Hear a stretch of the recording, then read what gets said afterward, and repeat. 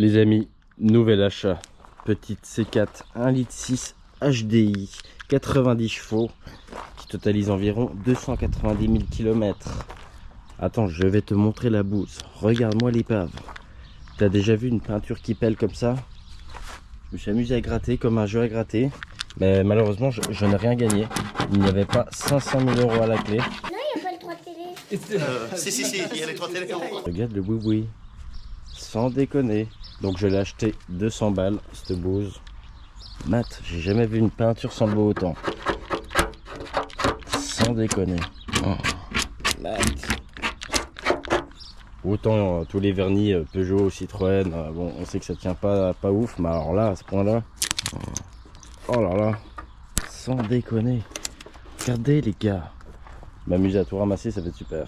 Oh, j'adore. Donc pourquoi j'ai acheté cette magnifique C4 flambant neuve?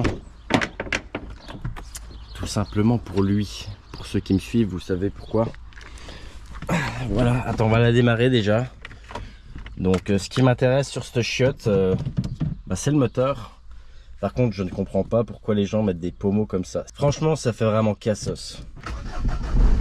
Cache, démarre cache la chiotte. Oh là, un bijou. Hein. Système anti-pollution défaillant. Il n'y a pas de FAP, mais il y a quand même un système anti-pollution défaillant. Mais c'est dingue. 294 000 km, voyant moteur allumé. Génial.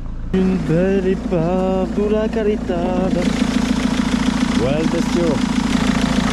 Les écrans thermiques comme d'hab, ils cassent là et là. On peut voir les olives d'injecteurs qui fuient juste ici. La durée de péter, il est bien gras un peu partout, mais bon.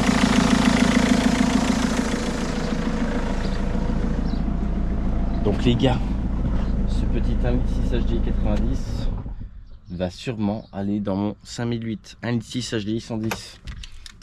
Et oui, il y en a, ils mettent des moteurs avec 1500 chevaux dedans.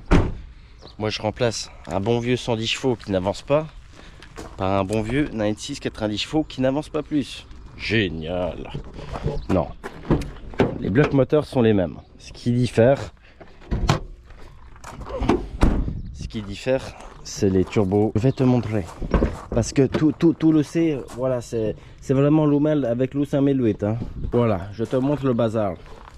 Tu vois, puits d'injecteur sorti du moteur. Injecteur bloqué dedans. Injecteur beaucoup bloqué. Ça, bon injecteur remis. Bon joint d'injecteur remis. Non, sans déconner. On va essayer de retourner celui-là. Ça fait quelques jours que ça baigne dans le liquide de frein. Mais comme tu vois, ça n'est pas rentré dedans. Je vais tomber le moteur de ce 5008. À moins que j'arrive à extraire l'injecteur là tout de suite. Là. De toute façon, ce moteur, c'est ni en merde en ce moment. Donc je préfère remplacer le bazar. Autant pendant 6 mois, tout allait nickel, impeccable. Autant là, c'est emmerde sur emmerde. Donc en gros, ce qui diffère sur le 90 chevaux et le 110 chevaux, déjà c'est le turbo. Le turbo est plus gros sur le 110 chevaux. Celui-là est beaucoup plus petit. Ensuite, il y a le codage des injecteurs qui est différent. Normalement, il y a le boîtier doseur qui est différent aussi. Quoique là, il a l'air pareil. Sur les 90 chevaux, il n'y a pas de FAP, c'est un cata. Et sur le 110 chevaux, ils sont FAPés. Le FAP là, derrière l'écran thermique. Et après, tu as tes tuyaux avec ton électrovanne de pression juste ici là.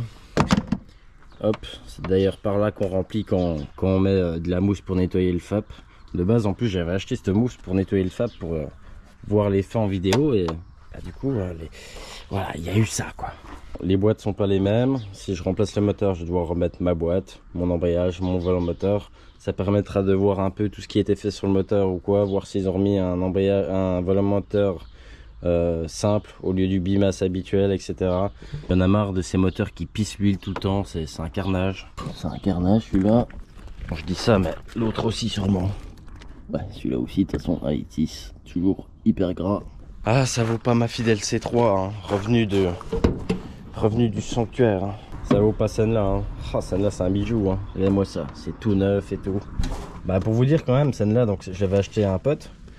Donc il avait eu un accident. Le débit mettre des branchés, c'est quoi ce délire? Mais sans déconner.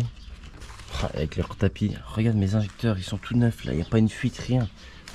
Donc avant l'accident, pour vous dire, c'était mon pote Romain qui est un maniaco-dépressif. Non, il est maniaque mais pas dépressif. Et à un moment donné, il l'avait emmené au garage juste pour nettoyer le moteur au pinceau. Au pinceau les gars. Et donc ce moteur-là avait déjà été enlevé. Il l'a nettoyé vraiment au pinceau complet.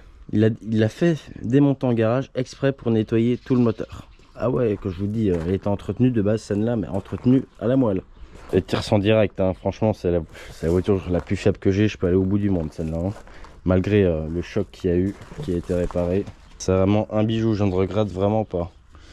Oh le tapis, je vais l'enlever un de ces quatre celui-là. Bon, j'allais dire que ce moteur-là est plus propre que celui-là, mais finalement je sais pas trop. En fait je crois qu'il est aussi dégueu, hein. Tu me diras 294 000, le mien 279 000.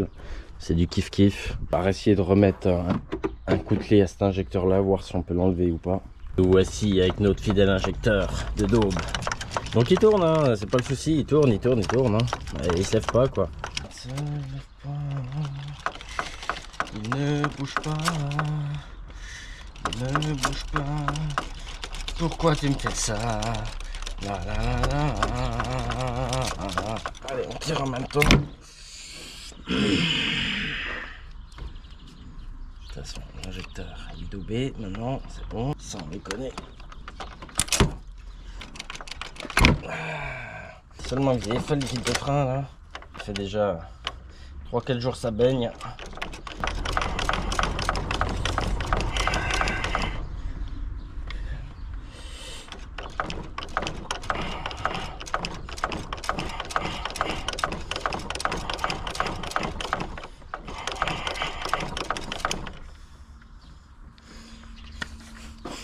Il fait chaud là, non?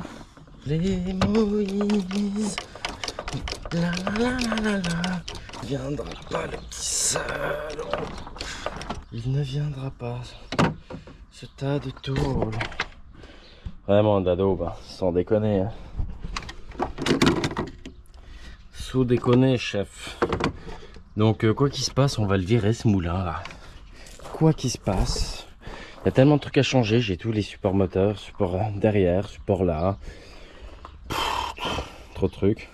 On essaiera quand même d'extraire l'injecteur une fois le moteur au sol. Tu vois, quitte à... Enfin, on verra bien. Mais avant d'enlever ce moteur là, il va falloir que j'enlève ce moteur là. Et qu'après que celle-là dégage à la ferraille. Comme ça, il me reste juste le moteur. Et ça me laissera la place pour celui-là que je pourrais foutre derrière, vous connaissez, sur ma dalle. Je rêve d'un bloc 1.6 litre HDI tout neuf. Un bon 1.6 litre HDI tout neuf. Bah là t'es sûr qu'il fait jusqu'à la fin de vie de l'auto là. Quand tu regardes mon injecteur avec le puits d'injecteur qui est venu avec là, tellement il est grippé, laisse tomber le bazar. Le plus chiant ça va être de reculer la voiture tout derrière chez moi là. Tout au démarreur. Je vais devoir remettre quand même l'autre injecteur, je vais l'enfoncer dedans, de toute façon foutu pour foutu. Il ne démarrera pas, je vais le reculer au démarreur. Ça va être génialissime, surtout que sans monter. Je ferme le capot parce que ça me désole. De base, ce qui est prévu, à moins qu'il y ait un changement de dernière minute ou que je trouve un autre 1.6 HDI 110 cette fois, normalement c'est ce moteur là qui vient dans celui-là. Comme je le disais, 90 chevaux, je vais récupérer mon turbo de l'autre, ma boîte de l'autre. Les injecteurs, il faut que je vois si je peux les retélécoder, ceux-là, ceux de 90, ou si le débit est différent, j'en sais rien. Et sinon, je mettrai 4 injecteurs de 110, d'autres injecteurs que ceux-ci, parce que ceux-là, il y en a déjà, bref, il y en a au moins, au minimum un de foutu. Donc on va changer les 4. Les blocs moteurs, les culasses, c'est tout pareil. 90 chevaux, 110 chevaux, c'est exactement les mêmes moteurs. C'est les mêmes alternateurs, les mêmes démarreurs, les mêmes pompes à injection. Enfin, tout le reste, c'est pareil, sauf turbo en gros.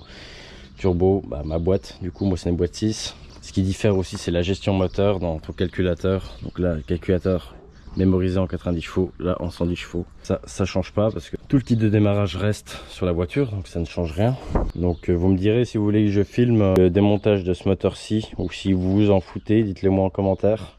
Et après on attaquera tranquillement celui-ci. Comme ça on pourra lui refaire un embrayage, une distrie, enfin tout remettre à neuf. Je pense qu'il y aura pas mal de dépenses en pièces, quitte à faire autant remettre pas mal de choses neuves une fois que c'est accessible et démonté, donc van EGR, trucs comme ça quoi, trucs qui peuvent lâcher par la suite. Bon, on va quand même essayer de minimiser les frais parce que mine de rien, ça va coûter cher en pièces, très cher. J'ai encore les triangles à changer, enfin tout le kit train avant, c'est déjà 170 balles sur eBay. Moi, je suis le seul cassos qui va remettre un 90 chevaux dans un 5008 110 chevaux.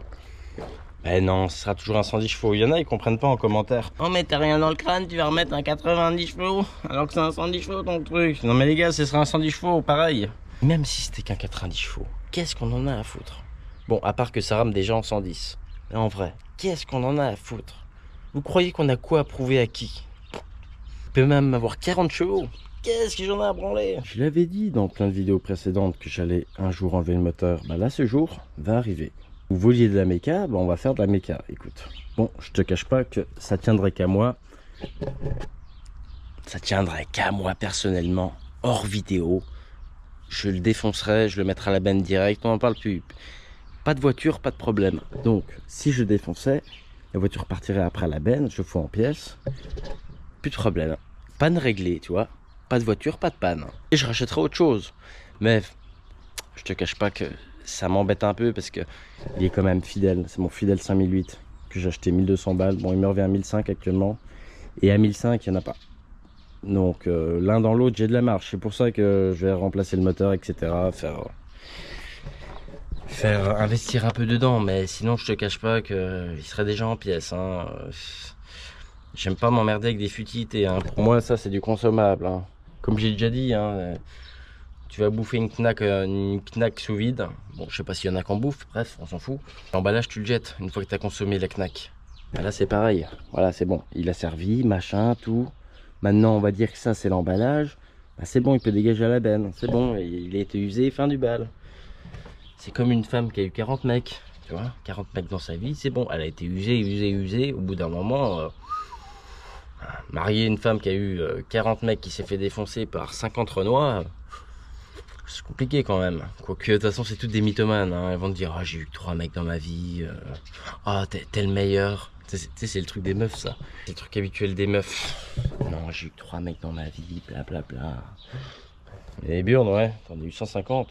Enfin bref, là on divague les gars, hein. Là on parle automobile hein, quand même, hein. On parle merguez, on parle 1.6 HDI, on parle moteur de qualité, on parle pas de gonzesse, hein. S'il vous plaît. Hein. C'est pour vous, hein. Sinon moi il serait déjà la benne. Hein.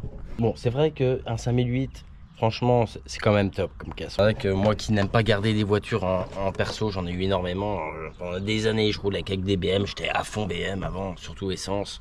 BM, bah, je préfère ça qu'une BM, tu vois, aujourd'hui les BM... L'autre il parle, il raconte sa vie en vélo. Non mais sans déconner. Oh, je raconte ma vie en vélo. BM, Audi, j'en ai eu des tonnes. Bah finalement je préfère. Je dois vieillir les gars. Hein. J'arrive à 32 ans. Ça passe trop vite. Il me reste 4 ans à vivre. Voilà. Je me fais vieux. Je roule en 5008. En petit 1.6 HDI 110 parce que je m'en fous de la puissance.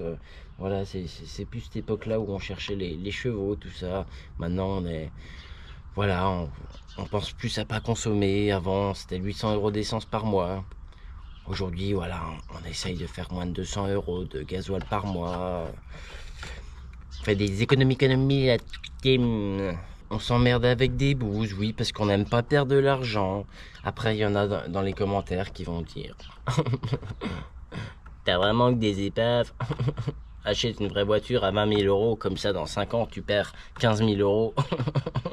Un investissement de qualité. Waouh, j'ai montré que j'avais fait un crédit. J'avais fait un crédit à cet élève, j'ai acheté une voiture à 20 000 €. Pas fiable en plus. Non. 5 ans après, j'ai perdu 15 000 €, j'ai revendu 5 000 €. Oh, j'ai même pas soldé mon crédit que j'allais à la banque pour refaire un crédit. Mais bon, les gens ils croient que j'ai de l'argent, mais je vis en HLM. J'ai rien pour contre les gens qui vivent en HLM, les gars. Je parle du cassos de base, tu vois. Qui critique, qui juge, machin. Moi, je suis comme ça, les gars. Je préfère avoir des boosts pas chers. Regarde, il me revient à 1500 balles. Demain, je le fous en pièces. Je récupère ma mise. Donc, j'ai roulé 7 mois avec, gratuitement. Bon, ça doit rouler un peu plus, normalement, tu vois. Pas que 7 mois. Mais ça a toujours été ça dans toute ma vie. Même des voitures que je gardais 2 ans. Bon, ça a été le max, hein. Je te cache pas que 2 ans c'était le max du max pour une seule voiture et j'avais toujours 50 voitures à côté. Mais j'ai toujours au minima récupérer ma mise ou faire un bénéfice. Sur mes véhicules perso, je parle pas des véhicules d'entreprise. J'ai jamais perdu d'argent sur une voiture, c'est impossible. Moi c'est une calculette ma tête si tu veux. C'est-à-dire que je peux avoir des notes sur mon tel d'il y a 2 ans d'une voiture qui a déjà été vendue, où tout est compté, hein, les gars. La moindre goutte d'huile, limite, non, peut-être pas non plus, mais... Non, ça fera un peu de méca, un peu de vidéo, voilà, hein. Bon, il y a quand même beaucoup de taf sur cette chiotte, mais... Oh, puis c'est charnière, c'est pareil, regarde la tronche des charnières, s'il te plaît. Non, mais ça dévisse les vis et tout. Éclataxe. Mais regardez-moi ça, un beau toit panoramique qui ne fonctionne plus en plus. Bon, je suis servi une fois, en fait il était fermé quand je l'ai acheté, je l'ai ouvert et il fonctionne plus. Voilà, Peugeot Qualitad.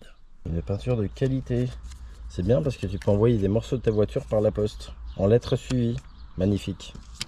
Et ça c'est beau. C'est de la voiture courante que tout le monde a, donc ça, forcément je pense que ça vous intéresse. Ça vous intéresse de me voir galérer aussi. Bon, moi ça m'intéresse pas trop de me voir galérer. C'était l'histoire d'un mec qui ne voulait plus faire de mécanique, mais qui n'avait pas le choix. Il la faisait vraiment avec regret. Mais il la faisait. Toujours avec prise de tête et toujours avec des pannes vraiment aléatoires. Des pannes que jamais personne n'a. Des pannes chiantes tout le temps. Habituellement, ce sont des pannes électriques. Chose que Elia déteste par-dessus tout. C'est l'histoire de ma vie, les gars. Une histoire compliquée. C'était un Elia pas comme les autres. Je répète, dites-moi en commentaire si vous voulez que je vous filme la prochaine vidéo où je démonte le moteur de la C4. Parce que forcément, il faut qu'elle dégage celle-là, parce que je vais te montrer ma dalle. Bon, la 406 taxi est partie. Et dézinguée en quelques heures, celle-là, pour faire de la place. Parce que forcément, quand on achète une maison, bah, on n'a jamais la maison parfaite. Quand j'ai acheté ma baraque, je voulais un énorme garage, c'était la priorité. Et quand j'ai vu qu'il n'y avait rien avec 4 chambres et un grand garage, et ici, là, dans le coin où je suis, il fallait faire des compromis. Donc la maison me plaisait. Sauf que j'avais un tout petit garage. Petit garage où tu rentres à peine une 206. Et encore, tu la rentres trop fermée. Donc je l'ai acheté quand même. Parce qu'ici, à la base, ici, il y avait un double garage. Sauf que quand je passais en camion, parce que il y a tout mon terrain qui était rempli de bambou, tout le terrain complet infesté de bambou. Et quand je passais avec mon camion à l'époque, j'avais un boxer. Entre là, le garage là et là, bah ça passait pas. Il fallait que je monte dans le terrain. Donc j'avais pas le choix de péter le garage, tu vois. Et vu que je déteste être enfermé, je suis quelqu'un qui est toujours dehors. Je déteste être enfermé dans une maison, dans un lieu clos. Je déteste ça. Je suis quelqu'un, même sous la pluie, je suis dehors. Qu'est-ce qu'on est bien sous la pluie. En même temps, vu qu'il pleut tout le temps ici, pas vraiment le choix. Mais bon. C'est le moteur de la 406. Il va partir à la ferraille. J'ai démonté ce que j'avais à démonter. Ce fidèle moteur va rejoindre d'autres moteurs actuellement présents. Ici, on a un petit V6 Audi. Là-bas, on a un petit moteur, un 2 litres 16 de Ford Cougar, un 2 litres de MG diesel. Et là-bas, on a le moteur de la Passat en TDI 130. Et encore là-bas, tu vois pas, il y a encore un 4 HDI. Voilà, tout ça. Tout ça, c'est vendu à la ferraille.